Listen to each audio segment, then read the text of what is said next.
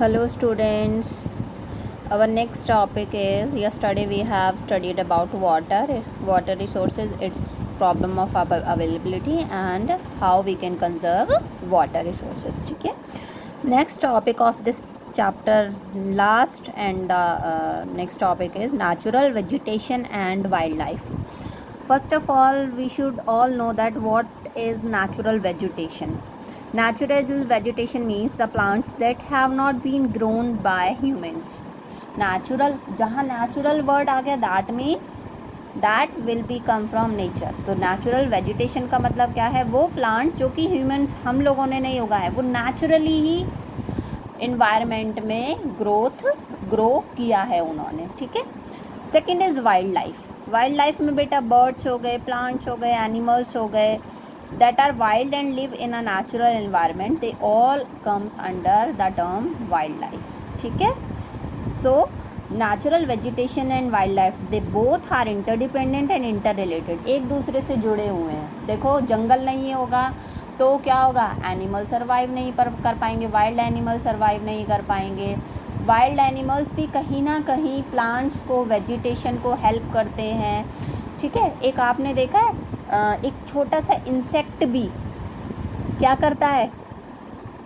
फूल को बड़ा होने में या फूल को ग्रो करने में हेल्प करता है. जैसे आपने सुना है ना, वो जो बी रहता है, बीज रहता है जो, वो क्या करता है? पॉलिनेशन करता है. You have studied in science. ठीक है.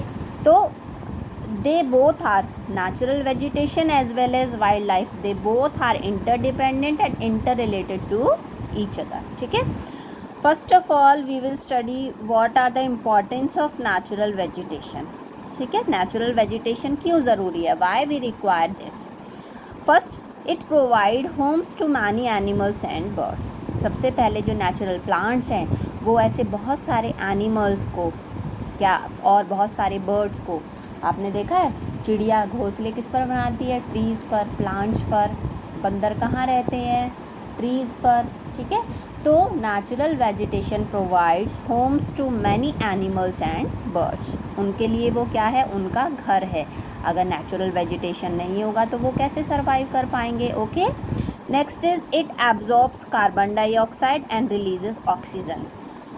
ह्यूमन बींग्स के लिए जो सबसे ज़्यादा ज़रूरी है, हम कहते हैं ना जिंदा रहने के लिए, तो ज़िंदा हमें रहने के लिए क्या ज़रूरी है? Oxygen as well as carbon dioxide. तो नेचुरल वेजिटेशन, ये प्लांट्स ही हैं जो कार्बन डाइऑक्साइड को इन्वायरमेंट में से एब्जॉर्ब करता है और ऑक्सीजन रिलीज़ करता है, जिससे कि हम ह्यूमन बींग सांस ले पाते हैं. We are able to survive in this environment. Next is do not allow wind to wash the soil. ये नेचुरल, ये प्लांट्स ही हैं जो कि हेल्प करते हैं कि जो सॉइल की फर्टिलिटी है वो वॉश ना हो. ठीक है. Next is increase moisture in air. Moisture क्या होता है बेटा? आपने देखा सर्दियों में हमारी स्किन रूखी हो जाती है तो हम क्या लगाते हैं? क्रीम लगाते हैं ना, जिससे कि जो स्किन की नमी है, जो सॉफ्टनेस है वो बनी रहे. इसी तरीके से हवा की जो सॉफ्टनेस है वो बनी रहे, वो कौन हेल्प करता है? Vegetation, natural vegetation. It provides timber and other product. लकड़ी हमें कहाँ से मिलता है? टिम्बर मीन्स लकड़ी. कहाँ से मिलता है हमें?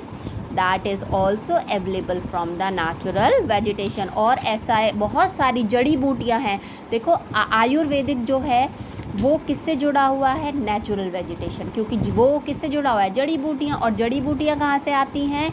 पेड़ों से. ऐसी बहुत सारी चीज़ें हैं जो हमें प्लांट्स और ट्रीज़ प्रोवाइड कराते हैं. हमारा नेचुरल वेजिटेशन हमें प्रोवाइड कराता है, जिसकी वजह से आज भी हम सर्वाइव कर पा रहे हैं. ठीक है. Next topic is importance of wild life. अब वाइल्ड लाइफ कैसे ज़रूरी है? It maintains a balance in our environment. कि वाइल्ड लाइफ जो है वो इन्वायरमेंट का जो बैलेंस है, कहते हैं ना इकोसिस्टम, उसको बना कर रखता है. ठीक है.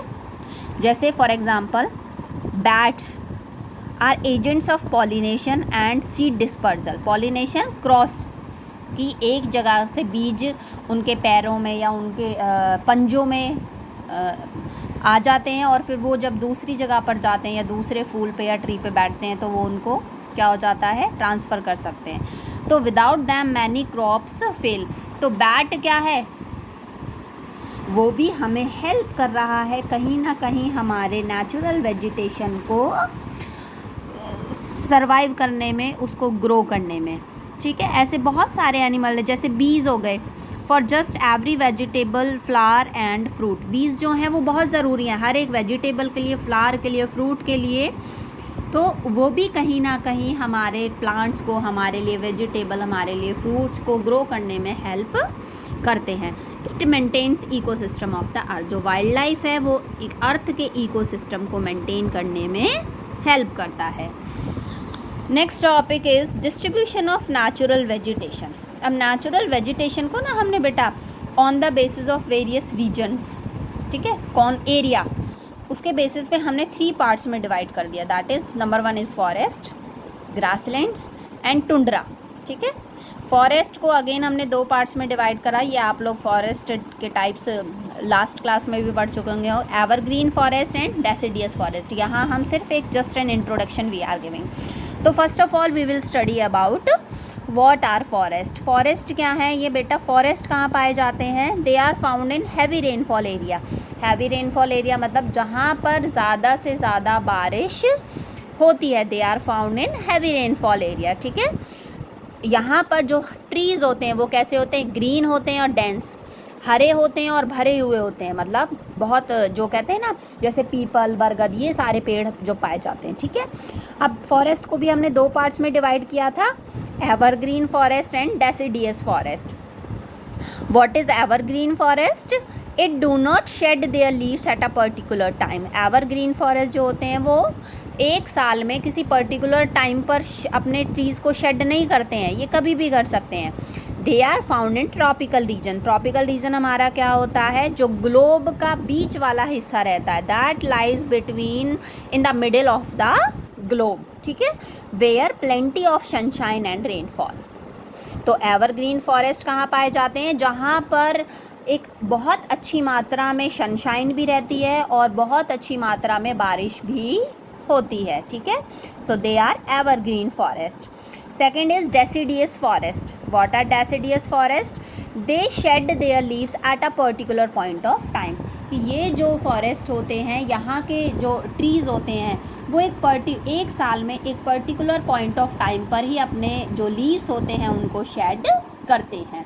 दे required moderate sunshine and rainfall. इनको मॉडरेट मतलब मिडिल, ना बहुत ज़्यादा ना बहुत कम, उनको मॉडरेट सनशाइन और मॉडरेट रेनफॉल ही रिक्वायर्ड होता है। They are found in sub tropical region. Sub tropical region क्या होता है, the area between the tropic of cancer and tropic of capricorn, ठीक है। Now second distribution of natural vegetation is grasslands. What are grasslands?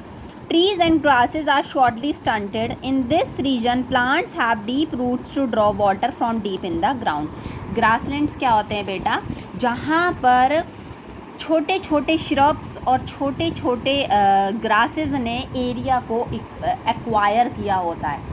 बहुत ही ज़्यादा मात्रा में छोटे छोटे ट्रीज़ और ग्रासेस होते हैं, ठीक है। और जो ग्रासेस और ट्रीज़, इनके जो रूट्स रहते हैं वो इतने डीप रहते हैं जिससे कि वो जो पानी है उसको बहुत ज़्यादा अंदर से भी, मतलब जो उनकी सिंचाई है, जो उनका लेवल है ना अपने आप को फर्टाइल करने का, वो बहुत ही ज़्यादा स्ट्रॉन्ग होता है।